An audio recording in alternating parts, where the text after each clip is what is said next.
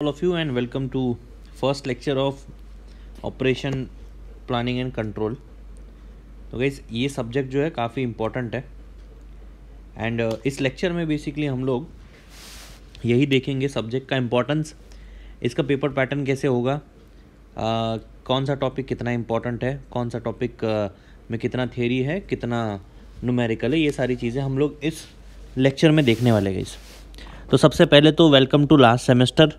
ये टॉपिक जो है सेमेस्टर 8 में है, कुछ यूनिवर्सिटीज़ के लिए या फिर कुछ कॉलेजेस के लिए सेमेस्टर 7 में भी है। तो जैसे मैं बता रहा था, सेम 8 में आपके पास जनरली 4 से 5 सब्जेक्ट होंगे। Again it depends upon college, university wise ये चेंज भी होगा। इसमें आपके जनरली 2 ऑप्शनल रहेंगे, ठीक है। एक तीसरा इलेक्टिव या फिर एक कंपलसरी सब्जेक्ट भी हो सकता है, लेकिन इसमें एक सब्जेक्ट जो रहेगा हमेशा वो होगा आपका ओपीसी। ओके, ओपीसी इसका शॉर्ट फॉर्म है।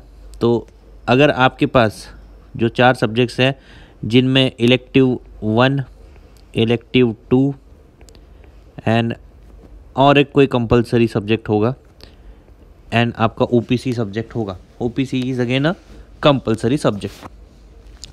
तो गाइज ये आपका बेसिकली इम्पोर्टेंट यही रहेंगे एंड इनमें सबसे इम्पोर्टेंट आपका ओपीसी है। इसका रीज़न एक ही है कि इसका जो सिलेबस स्ट्रक्चर है वो इस तरीके से बनाया गया है कि आप इसमें स्कोर कर पाओ, ठीक है। बाकी इलेक्टिव एंड बाकी जितने भी सब्जेक्ट्स हैं इनमें जितना भी एफर्ट मार लो, अब स्कोर नहीं कर पाओगे। अभी मैं स्कोर के लिए क्यों इतना ज़्यादा पुश कर रहा हूँ, इसका रीज़न क्या है गाइस। देखो ऐसा होता है कि आप जो भी फर्स्ट सेमेस्टर से 7th सेमेस्टर तक काफ़ी अच्छे से पढ़ाई करते हो, ठीक है। यहाँ आप आपका जो भी CGPA है या फिर जो भी पॉइंटर है उसको बढ़ाने का ट्राई करते हो। जनरली 8 सेमेस्टर में आपके साथ कुछ ऐसी चीज़ें होंगी जैसे आपकी प्लेसमेंट ड्राइव स्टार्ट होंगी, ओके। इसके बाद अभी कॉलेज में फेस्ट एंड ऑल सारी चीज़ें होंगी, राइट, स्पोर्ट्स होंगे। हाँ, इसके बाद आपका फाइनल सेम है तो आपको काफ़ी स्पेशल ट्रीटमेंट दी जाएगी। ये सारी चीज़ों में आपका पढ़ाई का मूड जो है ना काफ़ी कम हो जाएगा। ये मैं लिख के देता हूँ क्योंकि सारी चीज़ें हो चुकी है, आपका मूड ख़त्म हो जाएगा, आपका जो अटेंशन होगा सब्जेक्ट की तरफ वो कम रहेगा एंड जब सेमेस्टर एग्ज़ाम आएगा तब आप कुछ भी तरीके से सब्जेक्ट को पढ़ के निकालने का ट्राई करोगे। इस केस में आपको ये देखा जाएगा 8th सेमेस्टर का पॉइंटर कम आ जाएगा। इससे आपका जितना भी टोटल पॉइंटर है ना वो कम हो जाता है। ये एक प्रूवन फैक्ट है, आप किसी भी सीनियर से पूछो, 8th सेमेस्टर में लोगों के पॉइंटर कम होते हैं। इसका रीज़न यही होता है कि सेमेस्टर ही वैसा है। अभी आप बोलोगे सर इंजीनियरिंग तो ख़त्म हो जाती है तो क्या करना पॉइंटर का, प्लेसमेंट भी हो जाएगा लेटेस्ट से मेरा, पॉइंटर का क्या करना है। देखो गाइज, ऑब्वियसली प्लेसमेंट हो जाएगा तो आप एक ही कंपनी पर लाइफ टाइम तो रहोगे नहीं। आप शायद आगे जाके किसी गवर्नमेंट एग्ज़ाम का पढ़ाई करो, किसी PSU के लिए अप्लाई करो, किसी MNC के लिए अप्लाई करो, व्हाट नॉट। ये सारी चीज़ों में आपका जो टोटल पॉइंटर रहता है वो काफ़ी ज़्यादा मैटर करता है एंड बहुत सी जगह पे जब आप जस्ट पास आउट होकर कहीं पे ज्वाइन करते हो तो आपको वो लोग 8th सेमेस्टर का पॉइंटर पूछते हैं, लास्ट सेमेस्टर या फिर लास्ट ईयर पॉइंटर पूछा जाता है, ओके। इसीलिए ये लास्ट सेमेस्टर का पॉइंटर इतना इंपॉर्टेंट रहता है, लेकिन आपको इस सेमेस्टर में डिस्ट्रैक्ट करने वाली चीज़ें बहुत ज़्यादा है। इसीलिए अभी से मैं आपको वार्निंग दे रहा हूँ ना। जैसे मैंने बताया कि पॉइंटर इतना इंपॉर्टेंट है तो क्या हमने सेमेस्टर एंजॉय करना चाहिए, नहीं करना चाहिए, या सिर्फ इसमें भी पढ़ाई करें एंड जैसे 4 साल निकाले इंजीनियरिंग के निकाल दें। तो गाइज इम्पॉर्टेंट यही है कि ये जितने भी आपके सब्जेक्ट्स हैं इलेक्टिव्स में या फिर जो कंपलसरी है, इसमें कोई भी ऐसा सब्जेक्ट नहीं है जो स्कोरिंग है, ठीक है। सिर्फ ओपीसी ऐसा सब्जेक्ट है जिसमें आप स्कोर करोगे तो आपका पॉइंटर जो है अच्छा आएगा। ये जो सब्जेक्ट्स है ये ऐसे सब्जेक्ट्स है, इनको कितना भी पढ़ लो, पहली बात तो ये सारी थियोरी है, इनको कितना भी पढ़ लो एक थ्रेशोल्ड या फिर एक पर्टिकुलर परसेंटेज के ऊपर आपको मार्क्स नहीं मिलने वाले, ठीक है। तो इसका मार्क्स का जो वैल्यू लगभग कांस्टेंट रहेगा सबका, भले ही आप एग्ज़ाम के कुछ दिनों पहले ही इसको पढ़ना स्टार्ट करो। लेकिन ओपीसी एक ऐसा सब्जेक्ट है जिसमें आप स्कोर कर सकते हो। एग्ज़ाम के कुछ दिन पहला स्टार्ट करोगे तो शायद स्कोर कम आए, सारी मेथड्स आती है, सारे फॉर्मूलेज आते हैं तो स्कोर अच्छा बढ़े, यही आपका स्कोर बढ़ाएगा, यही आपका टोटल एवरेज बढ़ाएगा एंड देन टोटल पॉइंटर भी यही बढ़ाएगा। इसीलिए ओपीसी इतना ज़्यादा मैं पुश कर रहा हूँ एंड यही सब्जेक्ट जो है मैं डेडिकेटेडली इसी को ले रहा हूँ क्योंकि इसका रीज़न ये है कि आपका पॉइंटर इससे इम्प्रूव होगा। ओके, चलो ये तो हो गया आपका फैक्ट। अभी समझते हैं सब्जेक्ट में है क्या। तो सब्जेक्ट में है बेसिकली आपको देखना है प्रोडक्शन, ऑपरेशन, ओके, इसका इन सब चीज़ों का प्लानिंग किस तरीके से होता है एंड प्लानिंग के साथ कंट्रोल कैसे करना है, ये सारी चीज़ें हमें देखनी है। ओके, तो सबसे पहले तो इन्हीं का बेसिक थियरी आपको पूछा जाएगा कि किस तरीके से प्रोडक्शन सिस्टम्स होती है, क्या आप किस तरीके से प्रोडक्ट को बनाते हैं, उसमें प्लानिंग कैसी करती है। सब लोग यार शार्क टैंक वगैरह तो देखते ही होंगे, ठीक है। तो उसमें अभी आप अगर देखो तो जनरली जो जजेस होते हैं उनके कॉन्वर्सेशन इसी टाइप के होते हैं कि आप मेक टू स्टॉक करते हो, मेक टू ऑर्डर करते हो, आपकी प्लानिंग किस तरीके की है, आपकी सर्विसेज क्या है, सारी चीज़ें, आप कौन से मॉडल पे चला रहे हो सिस्टम, व्हाट नॉट। तो ये है ना काफ़ी हद तक उसी के रिलेटेड है जो पहला मॉड्यूल की मैं बात कर रहा हूँ। इसमें आप स्ट्रैटेजीज डिस्कस करोगे, कौन से टाइप की सर्विसेज होती है, customer service, customer product service, customer participant service, manufacturing, ये सारी चीज़ें आप देखोगे, ठीक है। काफ़ी इंटरेस्टिंग है ये सारी चीज़ें। ये हो गया आपका पहला पार्ट जो है, ये काफ़ी हद तक थियरी है गाइस, इसमें कोई भी न्यूमेरिकल नहीं आएगा। ओके, ये थियरी है।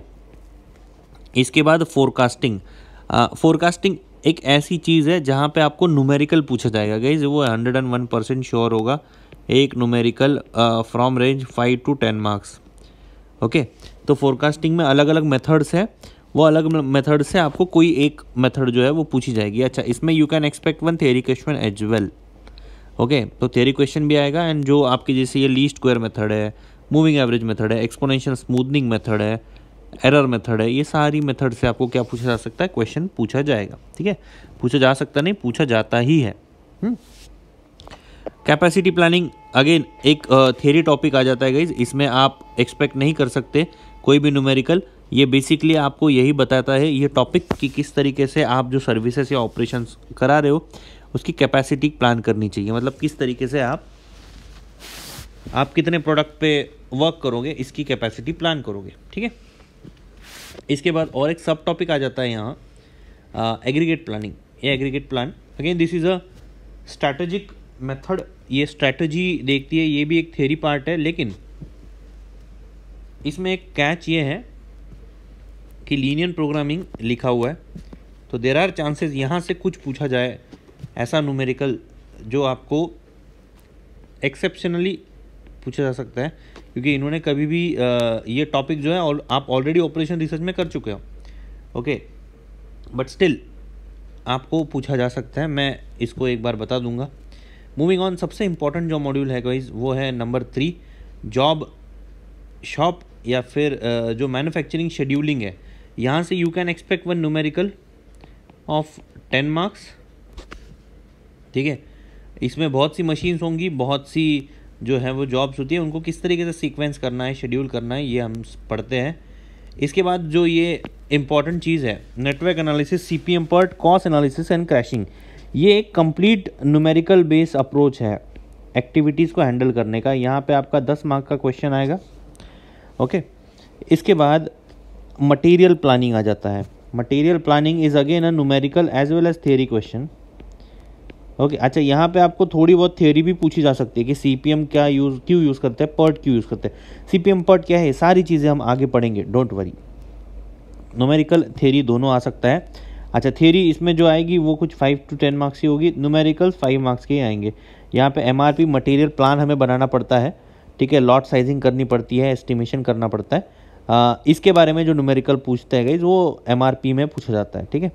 तो एक न्यूमेरिकल आ सकता है। इसके बाद जो ये ERP है, it is again A theory topic. ERP enterprise resource planning, किस तरीके से रिसोर्सेज हमें प्लान करने हैं, ये सारी चीज़ें आएंगी आपके न्यूमेरिकल्स में। देन फैसिलिटी में जो लाइन बैलेंसिंग है गाइज, लाइन बैलेंसिंग में आपको न्यूमेरिकल पूछा जाएगा। अगेन 5 to 10 मार्क्स का न्यूमेरिकल होगा लाइन बैलेंसिंग में। एंड फैसिलिटी प्लानिंग बेसिकली एक मैनेजमेंट फिलोसॉफी, एक डिज़ाइन फिलोसॉफी है जिस पे आपको थियरी क्वेश्चन आएगा।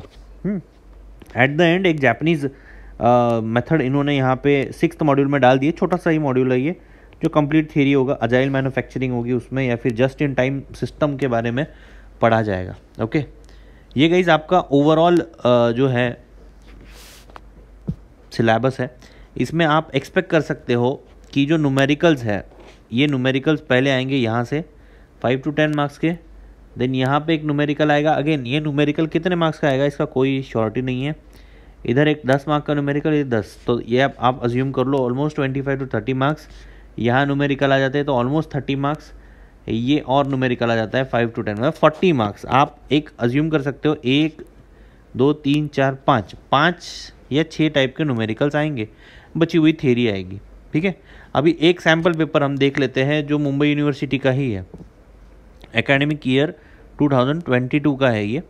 तो सेमेस्टर 7 में ये सब्जेक्ट था, 75 मार्क्स का गाइस पेपर है 3 आवर्स के लिए। इसमें देखिए जो क्वेश्चन नंबर ए है, इसमें आपको पहला जो मॉड्यूल है यहाँ से थ्योरी पूछे गए हैं।